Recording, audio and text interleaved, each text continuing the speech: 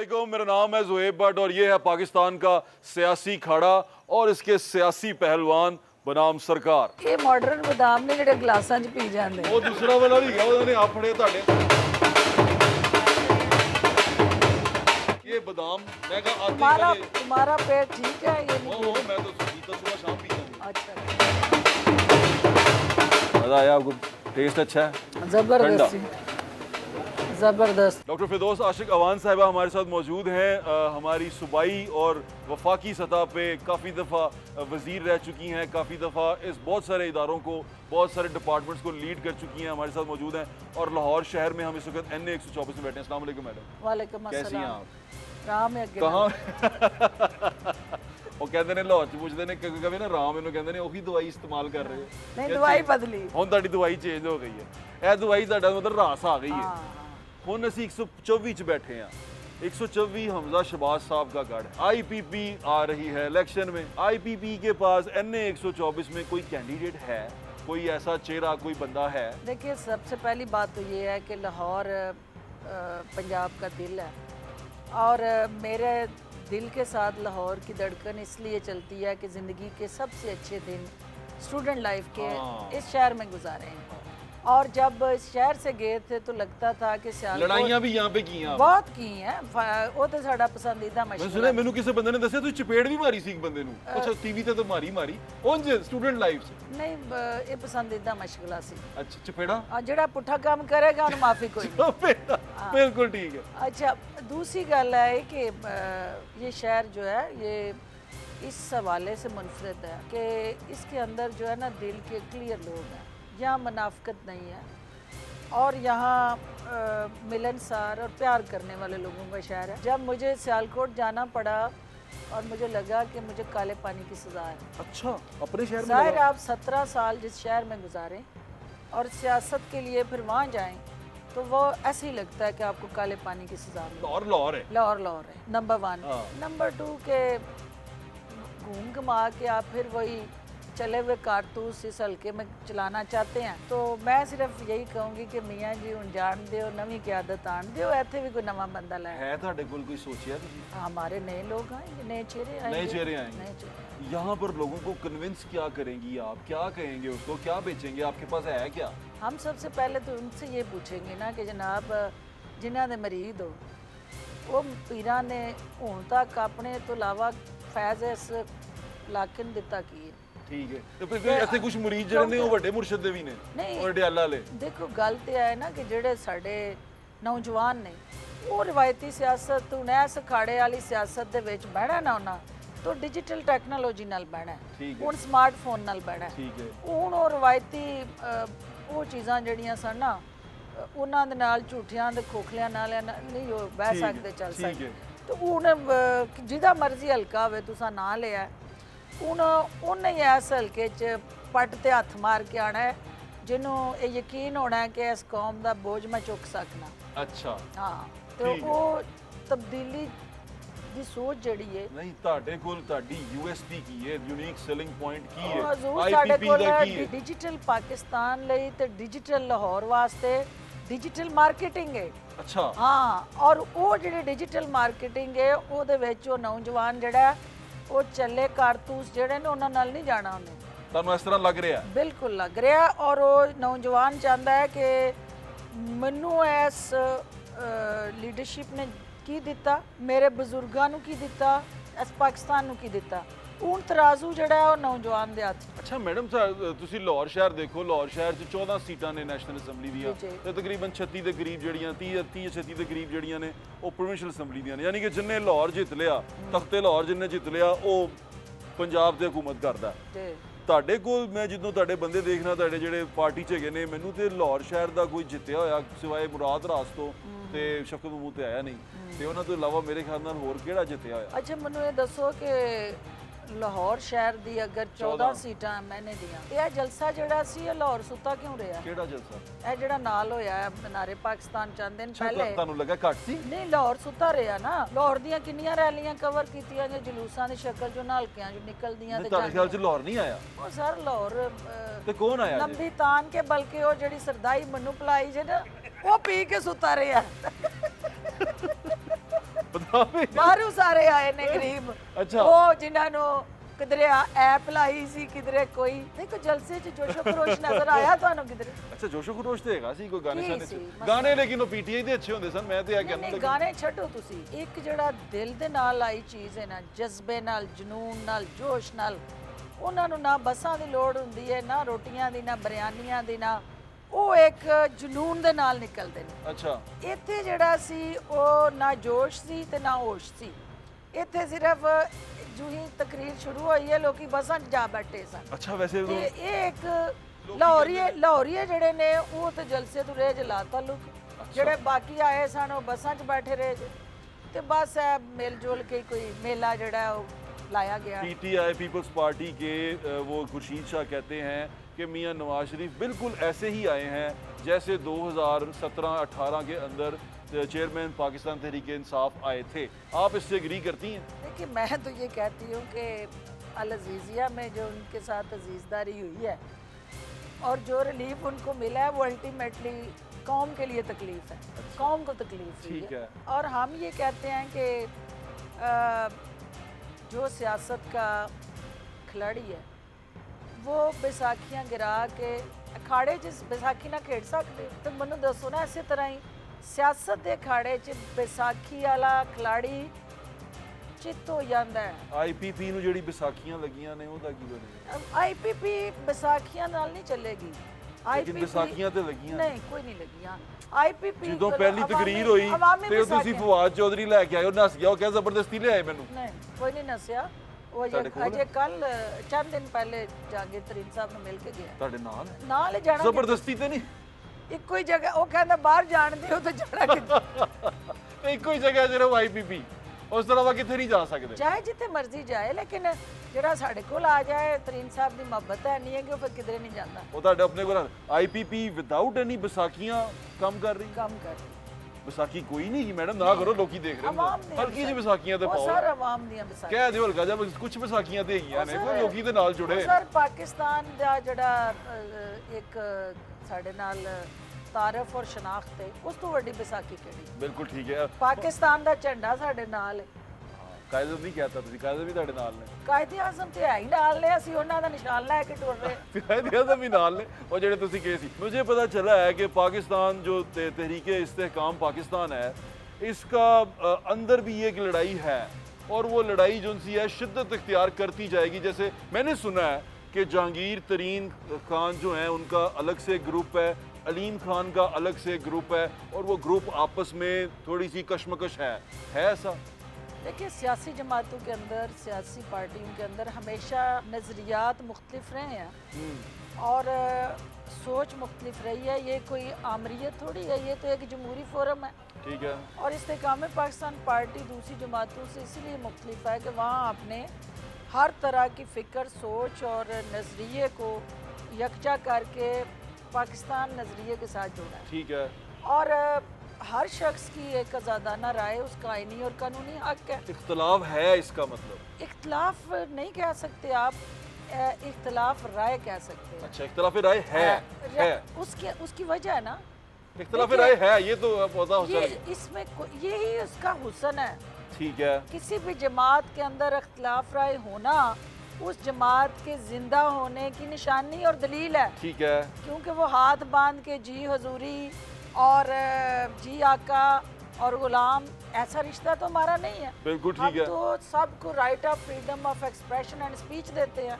चलें और वो हम चाहते हैं बोले दिल खोल के बोले अपनी राय दे लेकिन जब क़यादत कोई फैसला कर ले और उस पर कंसेंसस हो जाए तो फिर सबको कहते हैं ना तो आपने वैसे काफी डिक्टेटरशिप सह ली है खान साहब के दौर में हम खान ये साहब की चाहते पार्टी हैं में कि वो कहते होते हैं ना कि किधे पहुंचे सबका पाँव हाथी दे पैर च सारियां दा पैर हाथी के पाँव में सबका पाँव जब क़यादत आपकी जमात में हाथी कौन है जॉइंट है बहुत बड़े बड़े दो नजर आ रहे हैं फिलहाल हाथी दोनों दोनों हमारे एक से बढ़ के एक आला नस्ल सही हाथी कौन है बड़ा हाथी कौन है अलीम खान या Jahangir Khan Tareen Jahangir Khan Tareen Elder is always Elder Jahangir Khan Tareen बड़ा हाथी अच्छा ये बताएं ये जो ओन चौधरी अभी क्योंकि रीसेंट चीज़ें हुई हैं इसलिए मैं आपसे वो पहले पूछ रहा हूँ ओन चौधरी साहब हेलीकॉप्टर मियाँ साहब के लिए लेके गए और उनके लिए शो काज नोटिस जारी हो गया ये क्या सारा माजरा हुआ देखिए, सबसे पहले तो आपको ये समझना है कि हेलीकॉप्टर जो है वो एक प्राइवेट कंपनी का है। ठीक है। वो कंपनी जो है आउटसोर्स करती है, जहांगीर तरीन साहब उसको ज़्यादा इस्तेमाल करते हैं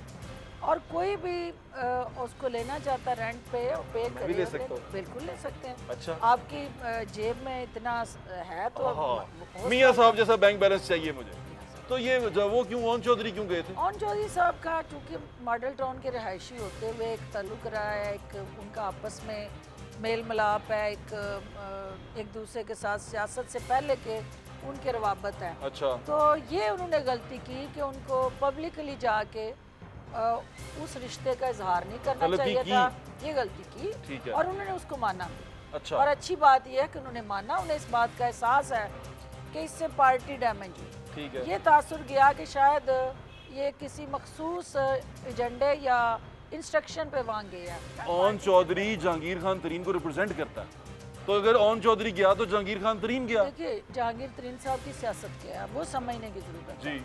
अगर तो हमने ओए तोए लाला लाला की सियासत करनी है तो वो तो हम दफन कर आए हैं। अच्छा। अब एक वज़ादारी रख रखाव और रवायात की सियासत है। अच्छा। हमारी सियासी मुखालफत हो सकती है, हमारे मोर्चे अलग-अलग हो सकते हैं, हमारा एक दूसरे से बयानिया अलग हो सकता है, मैडम, लेकिन आप उस जमात की हार्ड हिटर हैं। बिल्कुल हूँ। आप उस जमात की बिल्कुल। पाकिस्तान तहरीक इंसाफ बिल्कुल हूँ। थी। अब देखिए बयानिया हमारा लेकिन वही है। मैडम आप हार्ड हिटर हैं, आप तो अगले को बयानिया उड़ा के वही रख है। देती थी। अभी भी उड़ाएंगे, तो क्यों अब- नहीं? अब- अब आपने कैसे सोच लिया कि हमने यानी आपने कहा ना रवायात की मैच फिक्स नहीं, करना अभी है। आपने कहा रवायात की सियासत। देखिए, जो हमारा लफ्जी गोलाबारी आपकी तरफ से तो जो- बहुत ज्यादा होती है। और अभी भी होगी, किसने हाँ, कहा रोकी? खुद ही कहा आपने, अब नहीं, नहीं। रवायात और देखिए, उसमें इसमें ये है रहेंगे। कि जो हमारा लीडर होता है अच्छा। वो आपके लिए टोन सेट करता है, ठीक है। वो ट्रेंड सेट करता है, ठीक है। वो बयानिया सेट करता है। वो कहता है कि जनाब आपने शख्सियात को टारगेट नहीं करना, ठीक है। आपने उनके पॉलिसीज़ और इश्यूज को टारगेट करना है। ठीक है। आपकी सियासत जो है वो पब्लिक इंटरेस्ट और नेशनल इंटरेस्ट बेस होनी चाहिए। ठीक है। किसी शख्सियत को मिलान करना, किसी से हमारा ज़ाती नाद नहीं है, ज़ाती दुश्मनी नहीं है, कत्ल के वैर नहीं है। हम सियासी लोग हैं, सियासी अखाड़े में एक दूसरे से पंजा आजमाई करते रहते हैं। वो हम अपने अपने हलके के अंदर, अपनी अपनी जमात के अंदर एक दूसरे को चारों शाने चित करने की जो स्ट्रेटजी है, जो हमारा हक है, हम वो करेंगे। किसने कहा कि हमने नून लीग के लिए आम माफी का ऐलान कर दिया? हमने तो नहीं किया। नहीं, वो अलीम खान साहब भी वहाँ लंदन में नवाज शरीफ साहब से मिल के आए, बड़ी दोस्ती। वो मरियम नवाज साहब से भी दोस्ती। ताल्लुकदारी सबके साथ है। नून लीग के आधे से ज़्यादा लोग, मैं कहूँगी 90% ऐसे लोग हैं जिनको मरियम औरंगजेब समेत, जो हम एक दूसरे के साथ कुर्बत है, दोस्ती है। और आपको एक अहम बात बताती चलूँ कि जिस वक्त मुझे हॉस्पिटलाइज हुई पिछले जनवर में, तो मुझे ड्रग रिएक्शन हुआ। जी जी, मुझे और मैं अनकॉन्शियस थी, और जब मेरी आंख खुली तो मेरी फैमिली से पहले वहाँ मेरे सराहने कौन खड़ा था? मरियम औरंगजेब। अच्छा। जिसको ये पता चला कि मैं आई हूँ हॉस्पिटल, तो she was standing beside me. वाह वाह। और जब मैंने आंख खोली इतना प्यार। तो उसने कहा कि जल्दी से ठीक हो जाए, मेरा इलाज कौन करेगा? अच्छा जी। तो ये जेस्चर, ये आवाम जो थी ये तो समझती है, आप एक दूसरे को अच्छा ही नहीं समझते। मैं कहा देख लो, बहुत अच्छा समझते हैं। अच्छा, एक और सवाल का जवाब है। ये बुज़दार साहब हैं, एक सीएम बने, आप उनकी तर्जुमान भी रही, जी। आपने उन्हें डिफेंड भी किया। फिर खाली दुकान पे बड़ा सौदा बेचा मैं। हाँ, बेचा। जी। और फिर आपका जो उनसा अलीम खान साहब थे, वो बुज़दार से नाराज होकर निकले, और आप उस वक्त बुज़दार साहब के साथ ही थी। अब अलीम खान और बुज़दार दोनों में से क्या लगता है आपको, कौन सी शख्सियत उस वक्त राइट पे खड़ी थी? देखिए, उस वक्त भी मेरा ये मौक़िफ़ है, पार्टी के अंदर भी यही मौक़िफ़ था, और इसी वजह से वो मुझे फिर पंजाब से भी जाना पड़ा घर। मुझे जहांगीर तरीन साहब पार्टी में लेके आए थे, पीटीआई में। इसी तरह बहुत सारे लोग। आपके लिए तो खान साहब भी सियालकोट गए थे? नहीं, सियालकोट नहीं गए थे, लेकिन मुझे घर लेने में नहीं मैंने गए देखा थे। वो। हाँ, वो एक है, हाँ। ऑफ कोर्स, एक इज्जत एहतराम का जो रिश्ता है वो सियासत में रहना चाहिए, और ये वज़ादारी रहनी चाहिए। ठीक है। अनफॉर्चुनेटली पिछले कुछ सालों से हमने सियासत को जो है वो एक इंतकाम की जगह बना लिया है। हाँ, और ये नौजवान जो मेरे बच्चे हैं जो सुन रहे हैं, मैं उनको ये कहना चाहती हूँ कि हमारा बयानिया हमारा हक है, आपकी राय आपका हक है। ज़बरदस्ती ना आप मेरी राय को बदल सकते हैं, ना मैं आपके बयानिए को बदल मैडम सकती माशाल्लाह आपका बयानिया अभी काफ़ी बदल गया, लेकिन पीटीआई में तो आपने कहा कुट दियो, हूँ। लीडर आंदा सी कुट दिओ। तो ਤੁਸੀਂ क्या Only ਤੁਸੀਂ ਵੀ क्या ਕੁੱਟਦੇ ਹੋ? ਲੀਡਰ ਆਂਦਾ ਸੀ ਉਂਝ ਫੈਂਡਣਾ ਜਿੰਜ ਮੈਂ ਬੱਲੇ ਨੂੰ ਫੈਂਡਦਾ ਸਾਂ। ਕਿਉਂ ਜੀ ਫੈਂਡੋ? ਬੱਲੇ ਨਾਲ ਗੇਂਦ ਨੂੰ ਫੈਂਡਦਾ ਸਾਂ। ਵੈਸੇ ਤੁਹਾਨੂੰ ਹੁਣ ਜਿਸ ਤਰ੍ਹਾਂ ਮੈਂ ਬੱਲੇ ਨਾਲ ਗੇਂਦ ਨੂੰ ਹਿੱਟ ਕਰਦਾ ਸਾਂ, ਤੁਸੀਂ ਉਹਨਾਂ ਨੂੰ ਫੈਂਡੋ। ਇਸ ਤਰ੍ਹਾਂ ਤੁਹਾਡਾ ਬਿਆਨੀਆ ਹਿੱਟ ਹੋਣਾ ਚਾਹੀਦਾ ਹੈ। ਕਿ ਮੈਡਮ ਤੁਹਾਨੂੰ ਲੱਗਿਆ ਨਹੀਂ ਕਿ ਉਦੋਂ ਇਹ ਜੋ ਅਦਮ ਬਰਦਾਸ਼ਤ ਦੀ ਸਿਆਸਤ ਸੀ ਉਹਨੇ बड़ा नुकसान पहुंचाया मुल्क में? ऑफ कोर्स बहुत डैमेज हुआ है और मुल्क के अंदर स्पेशली जो हमारी नर्सरी तैयार हुई है 10 सालों में, जब ये हमने जहर उनके जहनों में घोलना शुरू किया, उस वक्त वो बच्चा जो था वो 7-8 साल का था। ठीक है। और 7-8 साल का बच्चा जो है वो तीसरी या दूसरी चौथी क्लास का तालिब इल्म है। जी ऐसे ही। अब वो बच्चा जब 18-19 साल का या 20 साल का वोटर बन गया, तो उसके अंदर वो बयानिया जहर की तरह इस तरह सरायत कर गया कि वो इंतशार, ये वो सारा पोलराइजेशन, उसने अल्टीमेटली हमारी जो वैल्यूज़ थी उनको जड़ से उखेड़ के रखा। आपको चेयरमैन तहरीक इंसाफ के साथ रहते हुए अपनी कौन सी बात पे, कौन से लफ्ज़ पे आज तक बहुत ज़्यादा रिग्रेट है? आपको लगता है कि ये मुझे उसके कहने पे नहीं करना चाहिए था? कोई शख्स किसी को वो चीज़ देता है जो उसके पास होती है। जिसके पास इज़्ज़त होती है वो दूसरे को इज़्ज़त देता है। ठीक है। पीटीआई में आके ये पता चला कि नहीं, इज़्ज़त देने वाली तो चीज़ ही कोई नहीं, ये तो इज़्ज़त खोने वाला काम है, जिदी जिदी खो सको। और ये वो सोच थी जिस पे दुख है कि हमने अपनी रवायात को पामाल किया। हमारी ये रवायात नहीं है। अभी आपने पिछले दिनों 3 विकेटें और गिराई बड़ी, अंदलीब अब्बास, सादिया सुहेल, मैडम मुनज़्ज़ा और 2-4 लोग और थे, ख़वातीन थी। ये आ गई हैं पीछे, मैडम यास्मीन राशिद बचती हैं, वो भी आ जाएंगी क्योंकि आपकी दोस्त भी हैं पुरानी। डॉक्टर यास्मीन राशिद जितना उनसे तवक्कुआत थी, हमारी भी, मेरी टीचर भी रही। और आपकी टीचर रही हैं? जी टीचर रही। और मैं आपको ये बात बताऊं कि जब मैं फातिमा इना मेडिकल कॉलेज में पढ़ रही थी और अभी एज अ स्टूडेंट, मैं फाइनल ईयर स्टूडेंट थी, तो she was our associate professor. अच्छा। मैं जो है वो मेडिकल ऑफिसर बनी तो she was our professor. Pakistan medical association है, उसके अंदर 2 ग्रुप थे। अच्छा। एक सईद अलाई ग्रुप और एक यास्मीन राशिद ग्रुप। ठीक है।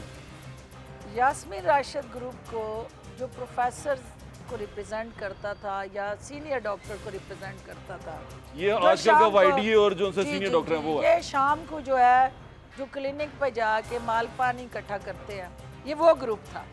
हम लोग जो है वो यंग डॉक्टर थे जो वार्ड्स में उन मरीज़ों के ज़ख्मों पे पट्टियाँ बांध रहे होते थे, क्योंकि सर्जरी में मैं जब कर रही थी, तो हमें इस ग्रुप को ललकारने का मौका मिला, अल्लाह ने मौका दिया। सईद अलाई ग्रुप से हमने इस ग्रुप को हराया, और इसलिए हरा दिया कि जो वोट डालने का टाइम था, या ये सर्जरियां कर रहे थे या ये क्लिनिक्स पे बैठे हुए थे, यंग डॉक्टर सारे जाके वोट डाल आए और हम जीत गए।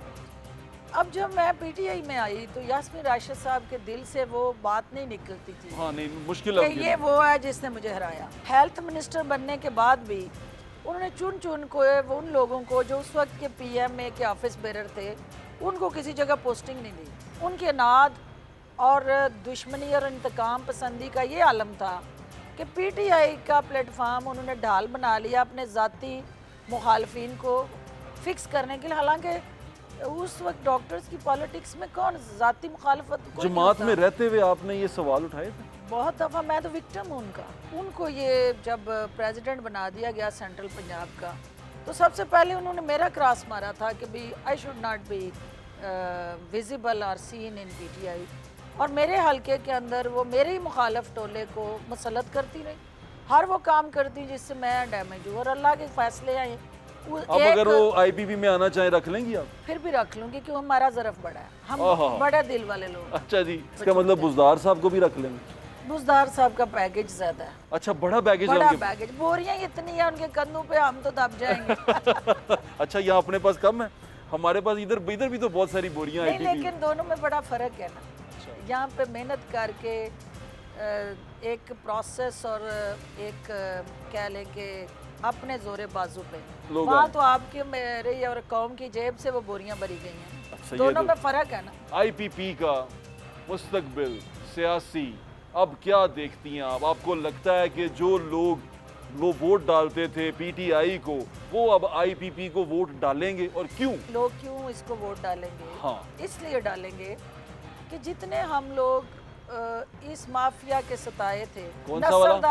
नस्ल दर नस्ल गुलामी वाला, अच्छा, हाँ, और नस्ल दर नस्ल सियासत के अंदर जो है वो लिखा के आए थे मरूसी सियासत, वो पीपल्स पार्टी हो या PMLN हो या बाकी जमातें हो। तो हम सारे जो पढ़े लिखे लोग थे जो सियासत का हिस्सा बने, हमने कहा कि हमने इस माइंडसेट को चैलेंज करना है, ठीक हमने है। सिस्टम को चैलेंज करना है, हमने ये माइट इज़ राइट, जिसकी लाठी उसकी भैंस के कानून को ख़त्म करके रूल ऑफ लॉ की बात करनी है। हमने इस मुल्क के अंदर शख्सियात परस्ती नहीं, हमने यहाँ इंस्टीट्यूशनल बिल्डिंग करनी है। तो ये विजन ले कि जब हम सारे PTI का हिस्सा बने तो पता चला कि जिनको हमने मसीहा समझा, रहबर बन समझा, अच्छा, वो 9 मई को इस कौम के सबसे बड़े राजन बन गए।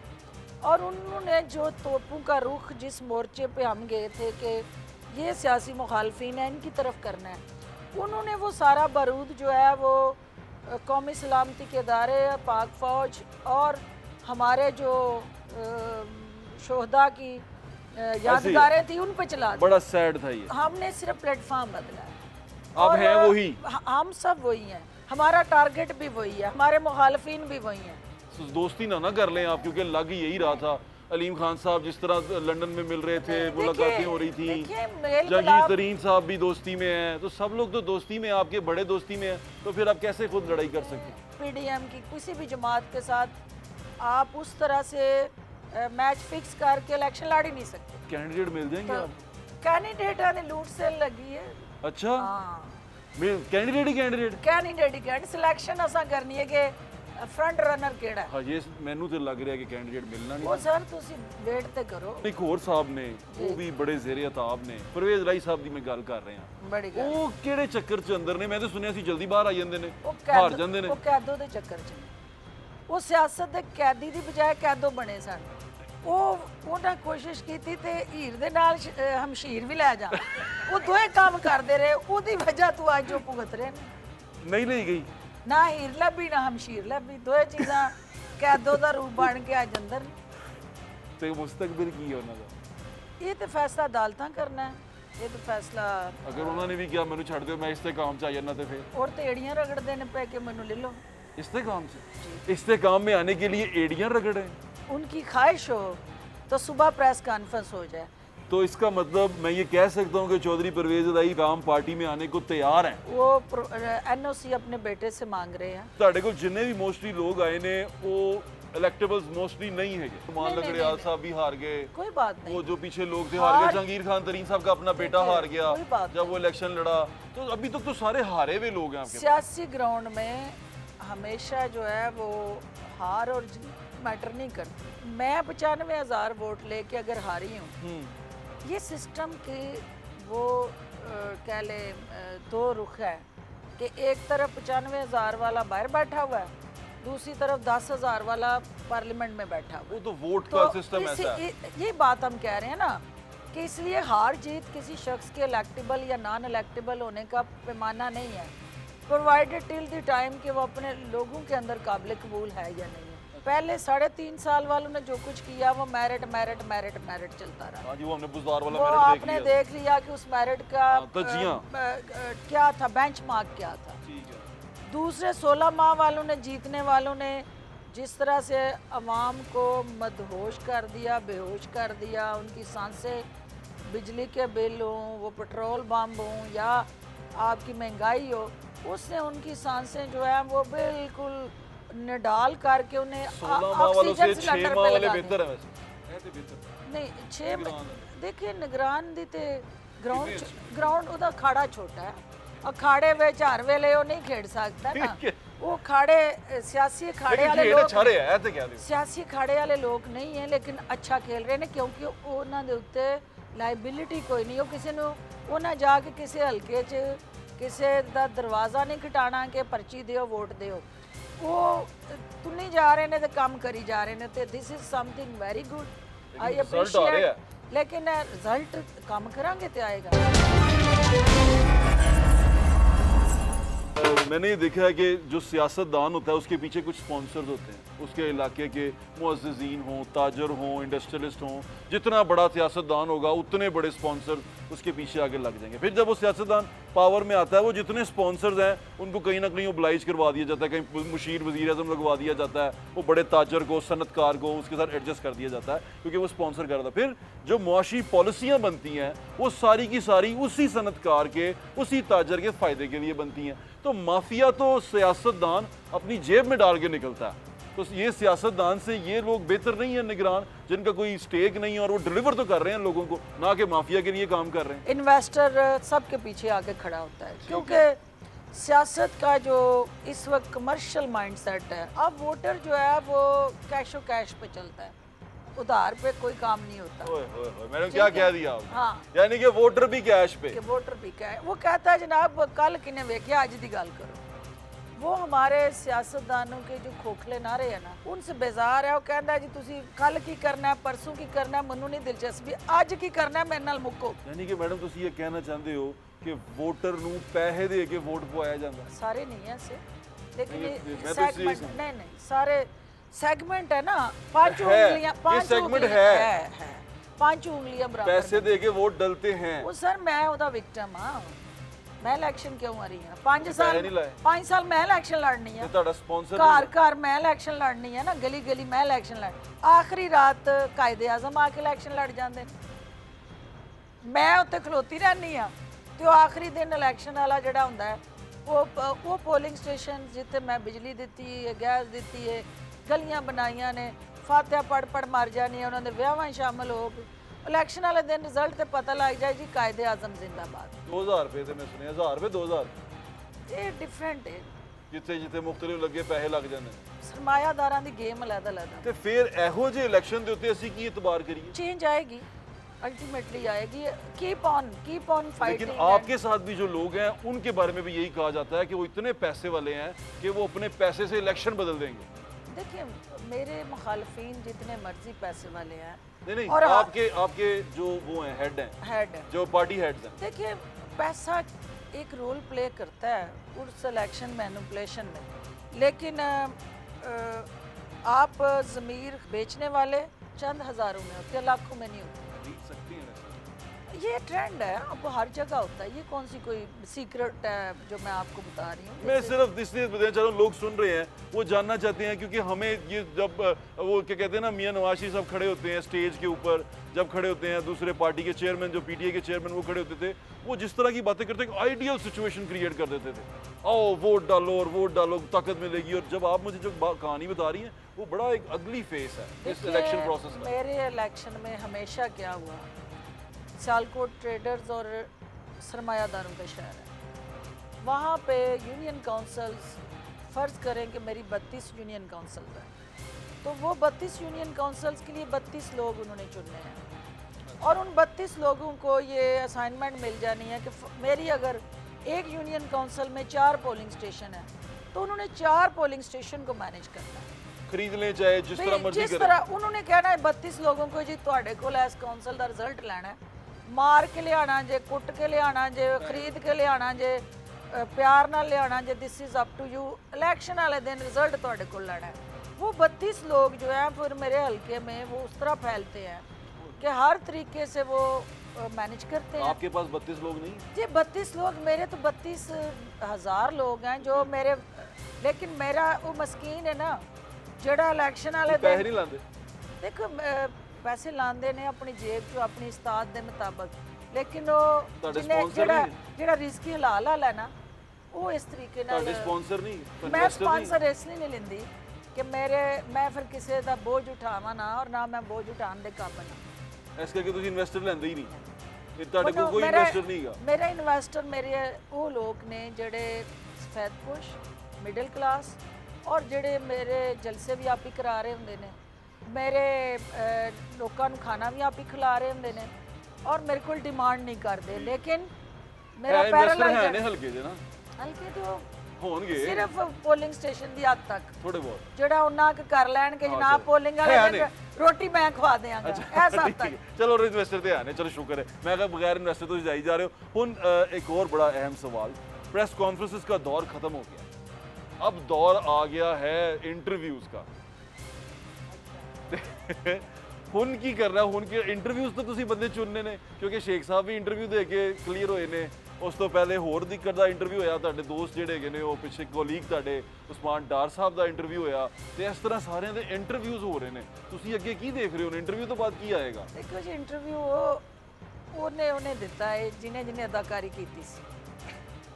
ਜਿਹੜਾ ਅਦਾਕਾਰ ਨਹੀਂ ਸੀ, ਹਦਾਇਤਕਾਰ ਨਹੀਂ ਸੀ, ਔਰ ਕੋਈ ਵਿਲਨ ਔਰ ਹੀਰੋਇਜ਼ਮ ਦੇ ਤਹਿਤ 9 ਮਈ ਦੇ ਵਾਕਿਆ 'ਚ ਮੁਲਵਸ ਨਹੀਂ ਸੀ, ਉਹਨੂੰ ਤਾਂ ਇੰਟਰਵਿਊ ਦੀ ਲੋੜ ਨਹੀਂ। ਉਹਨੇ ਪ੍ਰੈਸ ਕਾਨਫਰੰਸ ਕਰਤੀ? ਨਹੀਂ, ਉਹਨੇ ਪ੍ਰੈਸ ਕਾਨਫਰੰਸ ਨਹੀਂ ਕੀਤੀ, ਉਹਨੂੰ ਲੋੜ ਹੀ ਨਹੀਂ ਪਈ। ਮੈਂ ਵੇਖਿਆ ਪ੍ਰੈਸ ਕਾਨਫਰੰਸ ਸਿਰਫ ਉਹਨਾਂ ਦੀਆਂ ਹੋਈਆਂ ਨੇ ਜਿਹੜੇ 9 ਮਈ 'ਚ ਡਾਇਰੈਕਟਲੀ ਇਨਵੋਲਵ ਨਹੀਂ ਹੈਗੇ। ਜਿਹੜੇ ਡਾਇਰੈਕਟਲੀ ਇਨਵੋਲਵ ਨੇ ਉਹਨਾਂ ਦੇ ਇੰਟਰਵਿਊ ਹੋ ਰਹੇ ਨੇ।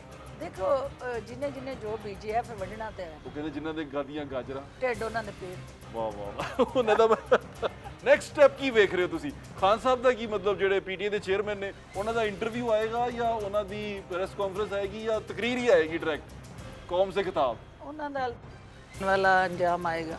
ਉਹ ਕੀ ਹੈ? ਮਨੀ ਕਿ ਤੁਹਾਨੂੰ ਪਤਾ ਹੀ ਹੈ, ਇੱਕ ਇਸ਼ਾਰੇ ਤੇ ਕਰਾਚੀ ਬੰਦ ਹੁੰਦਾ ਸੀ ਜੀ, ਹੁੰਦਾ ਸੀ। ਉਹਦੇ ਇੱਕ ਇਸ਼ਾਰੇ ਤੇ ਹਜ਼ਾਰਾਂ ਲੋਕ, ਲੱਖਾਂ ਲੋਕ ਸੜਕਾਂ ਦੇ ਉੱਤੇ ਹੀ ਜਲਸਾ ਸ਼ੁਰੂ ਹੋ ਜਾਂਦਾ ਸੀ। ਹਾਂਜੀ, ਦੇਖਿਆ ਜਿੰਨਾ ਉਹ ਟਾਈਮ ਦੇਖਿਆ, ਕਿਸੇ ਮਾਈ ਦੇ ਲਾਲ ਚੈਨਲ ਦੀ ਇਹ ਜੁਰਤ ਨਹੀਂ ਸੀ ਹੁੰਦੀ ਕਿ ਉਹ ਖਬਰਨਾਮੇ ਦੇ ਵਿੱਚ ਵੀ ਇਹ ਗੁਸਤਾਹੀ ਕਰ ਲੇ ਕਿ ਉਹਦੇ ਜਲਸੇ ਨੂੰ ਮਿਸ ਤੁਸੀਂ ਕਰ ਮੇਰੇ ਦੇ। ਇਤਲਾਤ ਸੋ ਨਾ, ਜੀ ਜੀ ਜੀ, ਹੈ ਨਾ?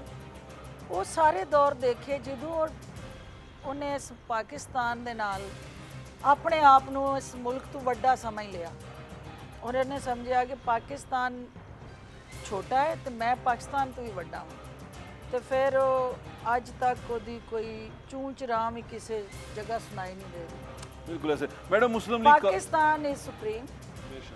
ਅਸੀਂ ਅਸਲ ਇਹ ਮੁਲਕ ਹੈ, ਅਸੀਂ ਸਾਰੇ ਹਾਂ, ਔਰ ਅਗਰ ਇਹ ਮੁਲਕ ਨਹੀਂ ਤੇ ਅਸੀਂ ਜਿੱਡੇ ਮਰਜ਼ੀ ਪਹਿਲਵਾਨ ਐ ਇਸ ਅਖਾੜੇ 'ਚ ਅਸੀਂ ਸਾਰੇ ਚਾਰੂ ਸ਼ਾਨੇ ਚੀਤਾ। ਅੱਛਾ, ਤੇ ਉਹਨਾਂ ਨੇ ਵੀ ਇੱਥੇ ਚੀਤ ਹੋਣਾ ਹੈ। ਖਾੜਾ ਸਲਾਮਤ ਰਵੇ, ਪਹਿਲਵਾਨ ਆਂਦੇ ਜਾਂਦੇ ਰਹਿੰਦੇ। ਤੁਸੀਂ ਕਾਫ ਲੀਗ 'ਚ ਰਹੇ, ਪੀਪਲਸ ਪਾਰਟੀ 'ਚ ਰਹੇ, ਪੀਟੀਆਈ 'ਚ ਰਹੇ, ਹੁਣ ਤੁਸੀਂ ਆਪਣੀ ਜਮਾਤ ਆਈਪੀਪੀ 'ਚ ਆ ਗਏ ਹੋ। ਥੋੜਾ ਜਿਹਾ ਰਹਿਮ ਦਿਲ ਹੋ ਕੇ ਦੱਸੋ, ਤੁਹਾਨੂੰ ਸਿਆਸਤ ਕਿਹਦੀ ਪਸੰਦ ਹੈ? ਆਪਣੀ ਪਾਰਟੀ ਵਾਲੇ ਦੋ ਛੱਡ ਕੇ। ਨਹੀਂ, ਆਪਣੇ ਵਾਲੇ ਦੋ ਛੱਡਾਂਗੀ ਤੇ ਫਿਰ ਮੈਂ ਆਪ ਹੀ ਕਿੱਥੇ ਜਾਵਾਂਗੀ। ਚਲੋ, ਬੈਨੀਫਿਟ ਆਫ ਡਾਊਟ ਕਰ ਲਿਆ ਸੀ। ਹਲਕਾ ਜਿਹਾ ਇਸ਼ਾਰਾ ਦੇ ਦਿਓ ਕਿ ਤੁਹਾਨੂੰ ਇਹ ਪਹਿਲੇ ਪਸੰਦ ਸੀ ਕਿਹੜਾ ਲੀਡਰ? ਦੇਖੋ ਜੀ, ਕਿ ਸਾਰਿਆਂ ਨਾਲ ਕੰਮ ਕੀਤਾ, ਜ਼ਰਦਾਰੀ ਸਾਹਿਬ ਨਾਲ ਕੀਤਾ ਤੁਸੀਂ ਕੰਮ ਐਜ਼ ਅ ਲੀਡਰ। ਖਾਨ ਦੇ ਵਿੱਚ ਕੋਈ ਸ਼ੱਕ ਨਹੀਂ ਹੈ ਕਿ ਉਹ ਇਸ ਵਕਤ ਉਸ ਯੂਥ ਨੂੰ ਲੀਡ ਕਰਨ ਲਈ, ਉਹ ਬਾਰੂਦ ਭਰਨ ਲਈ, ਉਹਨਾਂ ਦਾ ਮਾਈਂਡ ਸੈਟ ਜਿਹੜਾ ਉਹਨੂੰ ਤਿਆਰ ਕਰਨ ਦਾ ਇੱਕ ਆਰਕੀਟੈਕਟ ਸੀ। ਲੇਕਿਨ ਗੱਲ ਸੁਣ ਲਓ ਨਾ, ਉਸ ਲੀਡਰ ਨੇ ਜਿਹਨੂੰ ਅਸੀਂ ਮਸੀਹਾ ਦੇ ਤੌਰ ਤੇ, ਮੈਂ ਕਿਉਂ ਉਹਨੂੰ ਔਨ ਕੀਤਾ ਕਿ ਹੀ ਇਜ਼ ਦੀ ਮੈਨ ਜਿਹਦੀ ਫੇਸ ਵੈਲਿਊ, ਜਿਹੜਾ ਸੈਲੀਬ੍ਰਿਟੀ, ਜਿਹਦਾ ਇੱਕ ਫੈਨ ਕਲੱਬ ਹੈ, ਜਿਹਦਾ ਇੰਟਰਨੈਸ਼ਨਲੀ ਕਮਿਊਨੀਕੇਸ਼ਨ ਸਕਿੱਲਸ ਨੇ, ਔਰ ਜਿਹੜਾ ਇਸ ਪਾਕਿਸਤਾਨ ਦੇ ਐਸ ਗਲੇ ਸੜੇ ਗੰਦਲੂਦ ਦਲਦਲ 'ਚ ਫਸੇ ਕੌਮ ਨੂੰ ਨਾ ਇੱਕ ਰਸਤੇ ਤੇ ਖੜ ਸਕਦਾ। ਪਤਾ ਲੱਗਾ ਕਿ ਉਹਨੇ ਜਿੰਨਾ ਬਰੂਦ ਸਾਡੇ 'ਚ ਭਰਿਆ, ਉਹ ਸਾਰਾ ਉਹਨੇ ਜਿੰਨੇ ਸਕਿਡ ਮਿਜ਼ਾਈਲ ਤਿਆਰ ਕੀਤੇ, ਉਹ ਸਾਰੇ ਅਨਗਾਈਡਡ ਮਿਜ਼ਾਈਲ ਸਾਬਤ ਹੋਏ, ਔਰ ਉੱਪਰੇ ਦੇ ਹੀ ਚੱਲ ਗਏ। ਔਰ ਅਲਟੀਮੇਟਲੀ ਉਹ ਸਾਰੇ ਸਕਿਡ ਮਿਜ਼ਾਈਲ ਜਿਹੜੇ ਨੇ ਉਹ ਪੀਟੀਆਈ ਦੇ ਮੋਰਚੇ ਤੇ ਚੱਲ ਗਏ। ਚਲੋ, ਇਹ ਵਾਲਾ ਛੱਡ ਕੇ ਇਹਦੇ ਚੋਂ ਐਲੀਮੈਂਟ ਕੱਢ ਕੇ ਸੈਲਫ ਡਿਸਟਰਕਸ਼ਨ ਵਾਲਾ ਲੀਡਰ ਤੁਹਾਨੂੰ ਲੱਗਦਾ ਕਿ ਚੇਅਰਮੈਨ ਪੀਟੀਆਈ? ਦੇਖੋ, ਉਹਦੇ ਲੀਡਰਸ਼ਿਪ ਦੀਆਂ ਜਿਹੜੀਆਂ ਇੱਕ ਵਜ਼ਾਦਾਰੀ ਹੋਣੀ ਚਾਹੀਦੀ ਹੈ ਨਾ, ਪੂਰੀਆਂ ਨੇ। ਨਹੀਂ ਹੈ ਨਾ। ਅੱਛਾ, ਮੈਂ ਹੁਣ ਤੁਹਾਨੂੰ ਕਨਕਲੂਡ ਕਰਾ ਰਿਹਾ, ਤੁਸੀਂ ਨਹੀਂ ਸਰ। ਅੱਛਾ, ਉਹਦੇ ਚ ਬੇਸਿਕ ਹੈ ਕਿ ਲੀਡਰ ਹੁੰਦਾ ਜਿਹੜਾ ਲੀਡ ਕਰੇ। ਤੁਹਾਨੂੰ ਉਹ ਪਸੰਦ ਸੀ? ਮੈਨੂੰ as a one of the charismatic personality ਪਸੰਦ ਸੀ ਹੀਰੋਇਜ਼ਮ ਚ ਪੀਟੀਆਈ ਦਾ ਚੇਅਰਮੈਨ ਬਟ ਜਦੋਂ ਅਸੀਂ ਕਰੀਬ ਜਾ ਕੇ ਦੇਖਿਆ ਤੇ ਪਤਾ ਲੱਗਾ ਕਿ ਮੇਰਾ ਇਹ ਸਵੀਟ ਬੌਸ ਜਿਹੜਾ ਹੈ, ਉਹ ਤੇ ਫਾਲੋ ਕਰਦਾ, ਲੀਡ ਤੇ ਕਰਦਾ ਹੀ ਨਹੀਂ, ਤੇ ਫਾਲੋ ਕਿਹਨੂੰ ਕਰਦਾ ਉਹ ਵੀ ਫਾਲੋ ਵੀ ਹੋਮ ਮਿਨਿਸਟਰ ਨੂੰ ਫਾਲੋ ਕਰੇ ਬੰਦਾ, ਹਰ ਘਰ ਹੋਮ ਮਿਨਿਸਟਰ ਮਜ਼ਬੂਤ ਹੁੰਦਾ ਹੈ ਔਰ ਡੰਡਾ ਹਮੇਸ਼ਾ ਹਰ ਉਹਨਾਂ ਨੇ ਘਰ ਤੇ ਆਪਣੇ 'ਚ ਮੂੰਹੋਂ ਕਿਹਾ ਮੇਰੀ ਮੁਰਸ਼ਦ ਹੈ। ਹਾਂ, ਤੇ ਉਹ ਜਦੋਂ ਤੁਸੀਂ ਆਪਣੇ ਹੋਮ ਮਿਨਿਸਟਰ ਨੂੰ ਮੁਰਸ਼ਦ ਦਾ ਦਰਜਾ ਦੇ ਦਿਓ, ਇਹਦਾ ਮਤਲਬ ਹੈ ਕਿ ਫਿਰ ਤੁਸੀਂ ਫਾਲੋ ਕਰ ਰਹੇ ਹੋ, ਫਿਰ ਤੁਸੀਂ ਲੀਡ ਨਹੀਂ ਕਰ ਰਹੇ। ਜਾਂਦੇ ਜਾਂਦੇ ਹੁਣ ਇਹ ਵੀ ਮੈਂ ਪੁੱਛ ਲਵਾਂ ਤੁਹਾਡੇ ਕੋਲੋਂ ਕਿ ਕੀ ਰੋਲ ਸੀ ਮੁਰਸ਼ਦ ਦਾ, ਕੀ ਗੇਮ ਪਈ, ਕੀ ਹੋਇਆ, ਸਾਨੂੰ ਤੇ ਸਮਝ ਹੀ ਨਹੀਂ ਆਈ। ਮੁਰਸ਼ਦ ਦੀਆਂ ਭੁੱਖਾਂ ਚੱਲੀਆਂ, ਹੋਰ ਕੀ ਗਿਆ? ਚੱਲੀਆਂ, ਵਾਕਈ ਚੱਲੀਆਂ? ਨਹੀਂ, ਮੈਂ ਸਮਝਣਾ ਚਾਹ ਰਿਹਾ ਕਿ ਵਾਕਈ ਮਤਲਬ that lady ਉਹਨਾਂ ਨੇ ਰੀਅਲੀ ਉਹਨੂੰ ਵਜ਼ੀਰ ਆਜ਼ਮ ਬਣਾਤਾ ਆਪਣੀ ਫੂਕਾਂ ਦੀ ਵਜ੍ਹਾ ਤੋਂ। ਉਹ ਸਰ ਉਹ ਸਾਰਾ ਇੱਕ ਮੈਂ ਸਮਝਦੀ ਹਾਂ ਕਿ ਇਨੋਸੈਂਟ ਮਾਈਂਡ ਜਿਹੜਾ ਸੀ ਉਹ ਮੈਸਮਰਾਈਜ਼ ਹੋ ਗਿਆ, ਹੈਪਨੇਟਾਈਜ਼ ਹੋ ਗਿਆ ਤੇ ਮੈਗਨੇਟਾਈਜ਼ ਹੋ ਗਿਆ। ਇਨੋਸੈਂਟ ਮਾਈਂਡ ਸੀ ਮਤਲਬ ਹੀ ਡਿਡ ਨਾਟ ਨੋ ਕਿ ਇਹਦੇ ਪਿੱਛੇ ਕਹਾਣੀ ਕੀ ਹੈ। ਉਹ ਕੋਈ ਮੁਰਸ਼ਦ ਨਹੀਂ ਸਨ, ਉਹ ਕਿਸੇ ਹੋਰ ਏਜੰਡੇ ਤੇ ਸਨ ਆਏ ਅੱਛਾ ਇਹ ਵੀ ਦੱਸ ਦਿਓ, ਸੁਣਨ ਨਹੀਂ ਚਾਹਿਆ ਕਿ ਮੁਰਸ਼ਦ ਵੀ ਪ੍ਰੈਸ ਕਾਨਫਰੰਸ ਕਰਨਾ ਚਾਹ ਰਹੇ ਨੇ ਜਾਂ ਇੰਟਰਵਿਊ ਦੇਣਾ ਚਾਹ ਰਹੇ ਨੇ, ਇਹ ਵੀ ਕੀ ਕਰਦੇ? ਮੁਰਸ਼ਦ ਦਾ ਖਿਲਾਰਾ ਹੈ ਨਾ, ਪਹਿਲੇ ਉਹਨੂੰ ਤਾਂ ਸਮੇਟਣ ਨਾ। बिल्कुल ठीक है, खिलारा समझ गए। नाज़रीन हमारे साथ मौजूद थी फिरदौस आशिक अवान साहिबा और आपने उनकी बातें सुनी, बड़ी खुली डुली बातें की उन्होंने और बड़े खुल के बताया उन्होंने, और इस खाड़े की जो रस्म थी वो हमने पूरी की। इंशाल्लाह अगले इंटरव्यू में किसी और के साथ, किसी और बड़ी शख्सियत के साथ इसी खाड़े में आपसे मुलाकात करेंगे। अल्लाह हाफ़िज़। पाकिस्तान जिंदाबाद।